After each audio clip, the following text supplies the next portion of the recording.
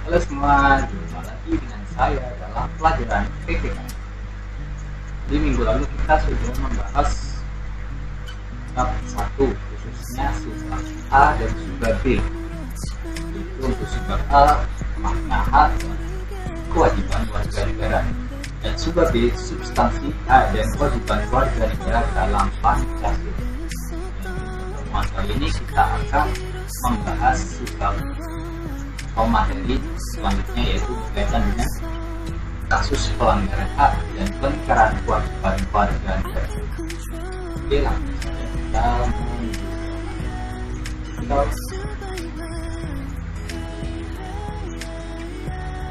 kasus pelanggaran hak dan pelanggaran kewajiban warga negara. Pelanggaran hak warga negara adalah pelanggaran terhadap hak warga negara yang telah tertulis pada undang-undang yang ada, baik itu dalam hal menghambat, melarang, dan juga meminta orang lain. Pengingkaran kewajiban adalah pola tindakan warga negara yang tidak melaksanakan kewajiban sebagaimana memiliki kewajibannya sendiri sebagai warga negara sesuai dengan ketentuan yang berlaku. Jadi untuk pelanggaran hak itu masing-masing dari kita tidak boleh melanggar hak-hak milik orang lain, karena itu sudah diatur oleh undang-undang. Contohnya saja di dalam pasal 29 Undang-Undang Dasar Negara Republik Indonesia tahun 1945, nya ayat 1 dan 2. Di sana dijelaskan negara berdasar atas ketuhanan yang Maha Esa, dan negara menjadi kebebasan atau kemerdekaan tiap-tiap penduduk untuk memeluk agama dan beribadah menurut agama dan kepercayaan yang diyakini. Jadi itu adalah hak warga negara, dan siapapun tidak boleh melanggar hak tersebut, karena hak tersebut sudah diatur sebagai masyarakat Indonesia. Kita kan memang heterogen, suku, agama, dan golongan. Jadi kita menghormati dari pemeluk agama lain. Kita tidak boleh menghambat, melarang maupun mengganggu mereka dalam melaksanakan peribadatan mereka. Sedangkan kewajiban kita seharusnya kan sesuatu yang harus kita lakukan. Jadi dalam melaksanakan kewajiban itu harus kita sesuaikan dengan peran kita dalam masyarakat. Tentunya buat kalian kan ini siswa, tugas kalian, kewajiban kalian adalah belajar. Supaya apa? Supaya nanti kalian dapat peroleh nilai yang bagus. Setelah itu kalian lulus. Setelah lulus kalian bisa melamar pekerjaan, dan setelah kalian dapat pekerjaan, kewajiban kalian belum berhenti sampai situ. Kalian tetap harus bekerja sesuai dengan tuntutan. Kalau kalian tidak bekerja, kalian tidak akan mendapatkan upah. Nah, kewajiban kalian adalah bekerja. Supaya apa? Supaya kalian memperoleh hak kalian, yaitu memperoleh hak untuk mendapatkan upah yang baik. Jadi seperti itu upah. Oke, ini contoh pelanggaran hak warga negara. Yang pertama, contohnya tidak mendapatkan kesamaan hukum. Jadi ini maksudnya hukum istilahnya tumpul di atas, tajam di bawah, kayak gitu. Jadi hukum itu kayak seperti memihak orang-orang yang berduit atau orang-orang yang dekat, orang-orang yang kaya atau pejabat seperti itu. Sedangkan orang yang miskin atau yang tidak berduit itu mereka malah mendapatkan atau hukuman itu keadilan tidak memihak mereka. Jadi perlakuan hukum terhadap mereka itu tidak adil. Seperti itu yang dimaksud tidak mendapatkan kesamaan hukum. Jadi yang duit atau yang kaya itu mereka mendapatkan keistimewaan seperti itu. Mereka bisa menyogok hakim atau menyogok aparat negara atau penegak hukum seperti itu. Jadi itu melanggar hak warga negara. Itu contoh salah satu contoh. Yang kedua, dilarang mengeluarkan senjata. Negara kita kan negara demokrasi, di mana setiap orang itu berhak mengutarakan aspirasi maupun pendapat mereka. Jadi kalau ada orang lain yang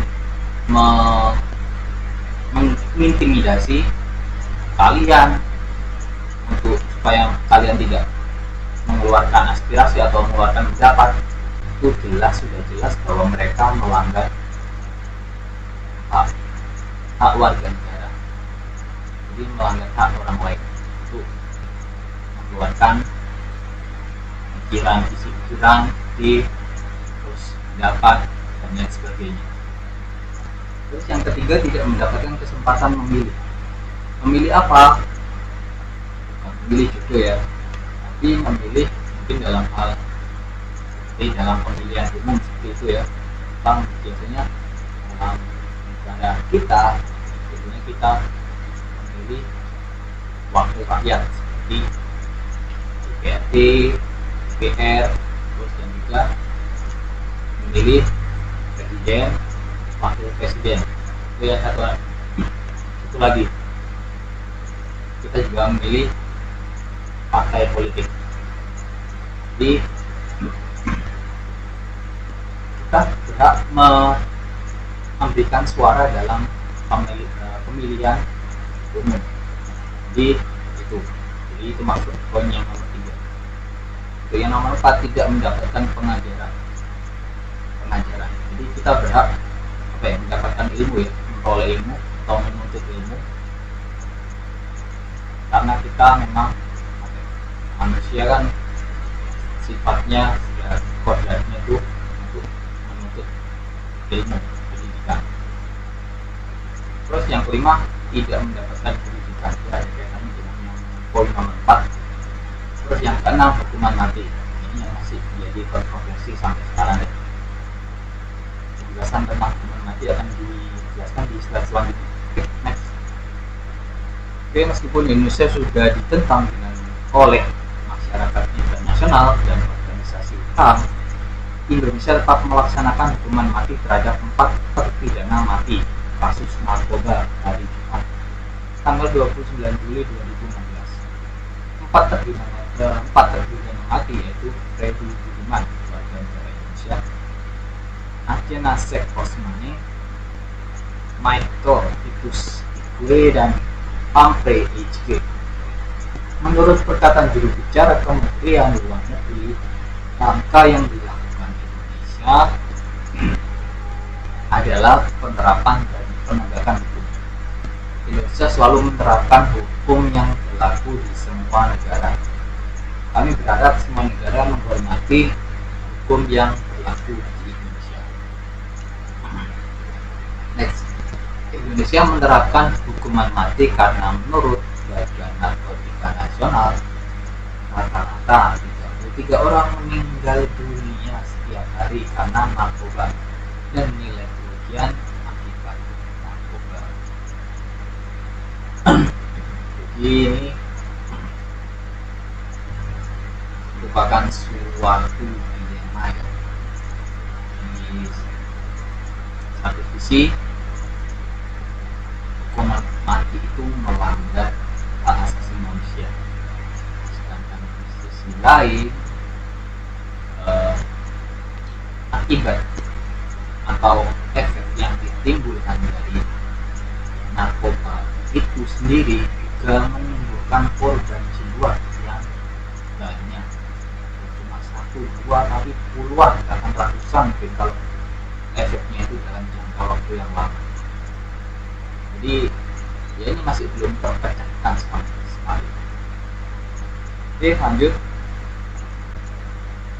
Pemerintah Indonesia membantah bahwa seringnya warga negara Indonesia menjadi korban penyanderaan dari kelompok yang diduga Abu Sayyaf, disebabkan oleh anggapan bahwa pemerintah akan membayar tebusan terhadap nyawa para sandera tersebut. 3 anak buah kapal ikan diculik pada 1/9 Juli 2015. Selain itu masih ada 7 warga negara Indonesia anak buah kapal TB Charles yang disandera kapal Abu Sayyaf sejak akhir Juni. Kira-kira dalam 3 bulan terakhir, penyanderaan anak buah kapal warga negara Indonesia oleh kelompok Abu Sayyaf terjadi 4 kali. Oke, next saja. Jadi sudah saya jelaskan contoh pelanggaran A.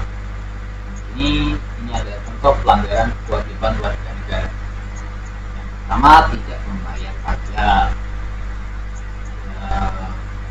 Kita sebagai warga negara yang baik itu harus membayar pajak ya, karena nantinya itu uang hasil dari kita membayar pajak itu juga digunakan untuk kebaikan bersama, yaitu untuk membangun infrastruktur dan lain-lain. Terus yang kedua, melawan hukum, yaitu melawan hukum contohnya ya dalam peraturan berlalu lintas itu ya, kalau kalian kalian sering menjumpainya dalam kehidupan kalian sehari-hari, waktunya berhenti malah gas gitu. Waktunya yang naik pelakapan juga supaya kalian aman ya, demi keamanan kalian dalam berkendara, kalian juga harus menggunakan helm juga, pokoknya kelengkapan kendaraan yang wajib kalian bawa selama kalian menggunakan kendaraan. Yang ketiga, tidak menjaga ketertiban. Ya misalnya ya kayak tawuran itu ya, itu sudah meresahkan warga masyarakat. Tawuran itu kan merusak ketertiban loh. Seharusnya sesuatu yang damai tiba-tiba kisruh kata baruan karena itu, maka dari itu moral itu perlu diperbaiki supaya nggak dikit-dikit senggol gigi tawuran itu kena itu. Kita harus memperbaiki diri lah. Karena itu pelajaran agama dalam sekolah, nama pelajaran PPK itu perlu diperdalam lagi. Yang keempat, tidak ikut mempertahankan NKRI ya. Jadi kalau situasi negara kita itu dalam situasi yang darurat, salah suatu hari atau suatu waktu nanti ada negara yang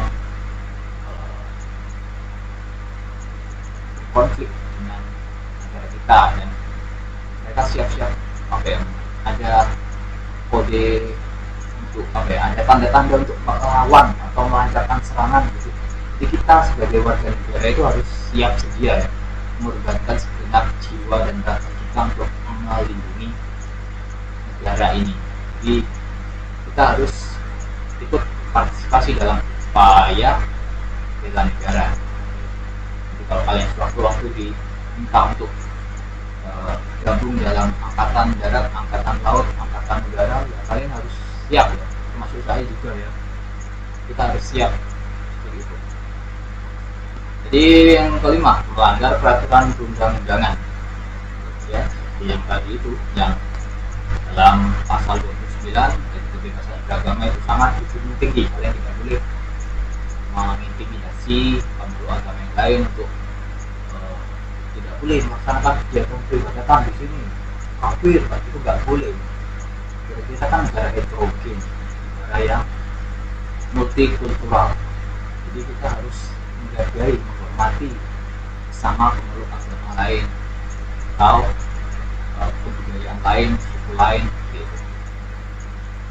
Yang keenam, melakukan perbuatan anarkis, yaitu anarkis ya, misal ya kita nggak puas sama kinerja kita melakukan demo. Kita melakukan demo itu dengan cara yang sopan, jadi mengikuti prosedur etika, jangan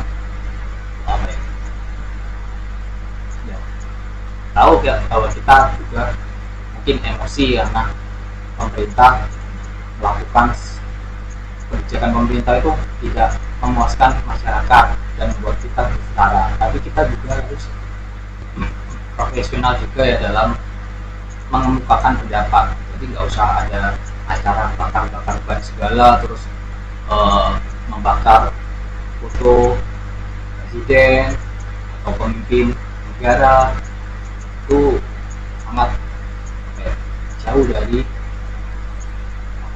makna demokrasi. Jadi harus kita hindari hal tersebut.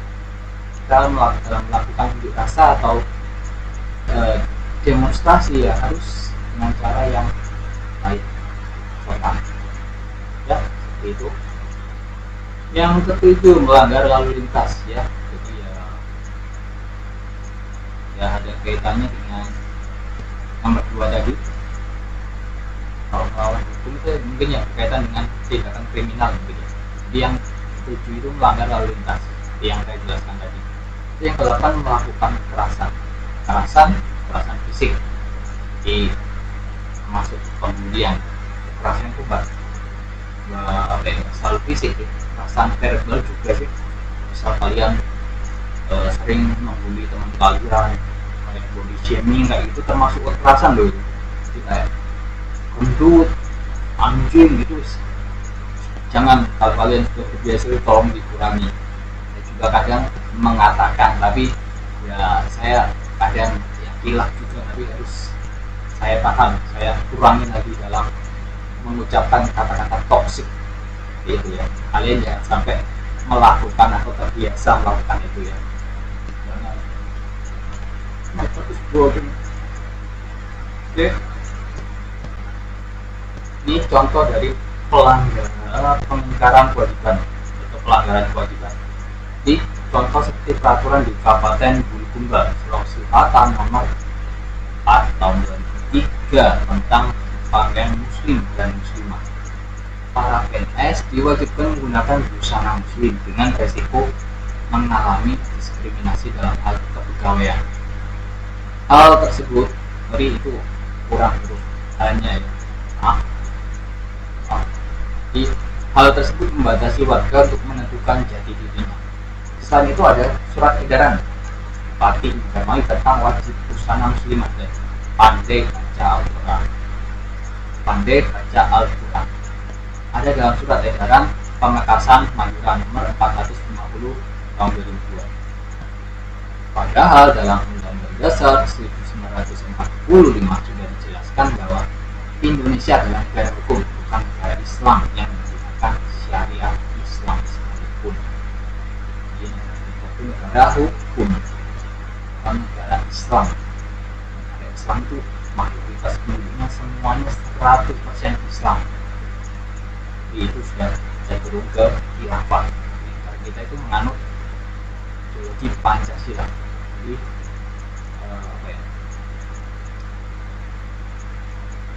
di negara kita kan dapat menang agama yang diakui oleh pemerintah, karena Islam, Hindu, Buddha, Katolik, Kristen, Konghucu. Jadi keenam dari pemeluk agama ini saling berdampingan dalam kehidupan masyarakat, berbangsa dan negara. Jadi jangan ada fanatisme, pokoknya tindakan-tindakan yang mengacu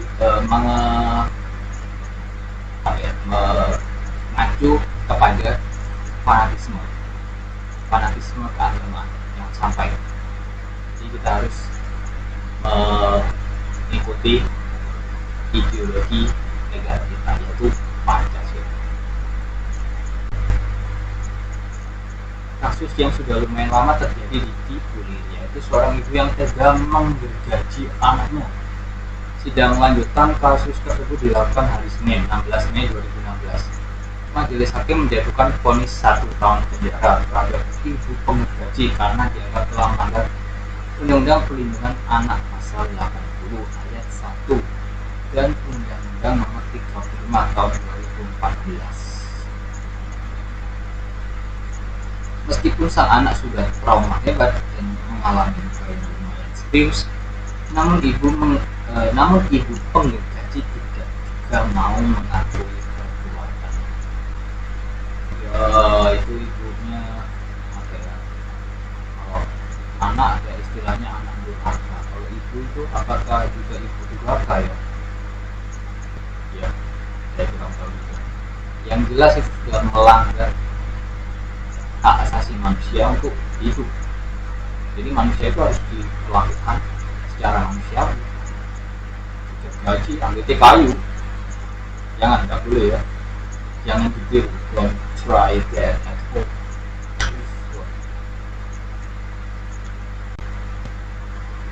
Penyebab berbagai macam pelanggaran hak dan kewajiban, sikap terlalu mementingkan diri sendiri. Ya, ini egoisme. Jadi jangan sampai kalian mempunyai sifat mementingkan diri sendiri. Kita kan hidup bermasyarakat itu harus bersosialisasi dengan orang lain, dan kita harus juga peduli sama orang lain, jangan cuma memikirin diri kita sendiri. Nanti kalau kita lihat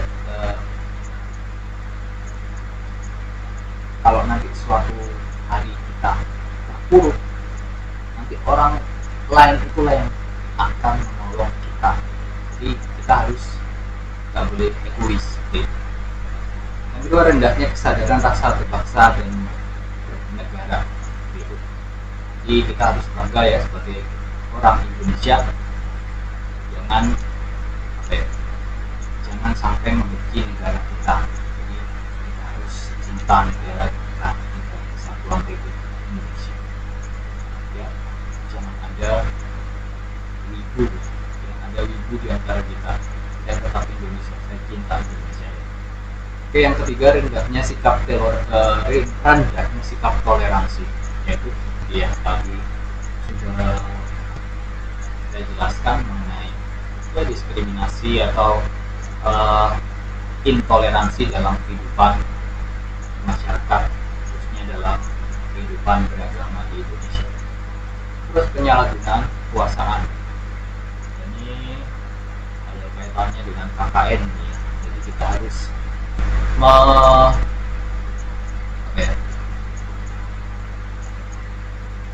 mempertanggungjawabkan apa yang kita dapatkan sesuai dengan peran kita. Jadi kita jangan melakukan penyelewengan dalam melaksanakan kewajiban kita sebagai seseorang yang misal menjaga dalam suatu perusahaan kayak gitu, dalam suatu pemerintahan. Kalau kalian nanti terpilih jadi wakil rakyat kayak gitu, itu nggak boleh. Terus aparat penegak hukum yang kurang tegas, yaitu kayak seperti hakim yang juga disuap, itu sudah melanggar hak, maksudnya melakukan pengingkaran kewajiban karena dia tidak melaksanakan kewajibannya sebagai hakim dengan baik dan melanggar kode etik. Penyalahgunaan teknologi, ini melanggar hak juga ya. Jadi dalam hal cybercrime atau dikenal dengan hacker yang meretas sistem dalam suatu pemerintahan, itu kan juga melanggar hak, sangat merugikan negara. Juga hacker ya yang ada di sekitar kita ini yang sering-sering baca akun kita itu sudah melanggar undang-undang UU ITE. Itu ada gambarnya apa itu? Yaitu ada gambarnya orang lagi buang air besar di jamban dekat sungai. Terus ada emak-emak yang lagi buang sampah. Dua-duanya itu kedua orang tersebut ini ya melanggar hak dan kewajiban ya. Jadi kewajiban kita sebagai masyarakat juga harus menjaga kebersihan lingkungan. Jadi kalian jangan sampai membuang sampah sembarangan, sampah ya, sampah organik, sampah anorganik kayak gitu. Itu yang dibuang itu sampah organik sama anorganik gitu. Jadi jangan sampai ya. Oke, saya rasa pertemuan hari ini cukup sampai di sini saja, dan untuk minggu selanjutnya kita akan melanjutkan pembahasan kita, yaitu penanganan pelanggaran hak dan pengingkaran kewajiban warga negara. Oke, terima kasih sudah menonton video saya. Oke, sampai jumpa.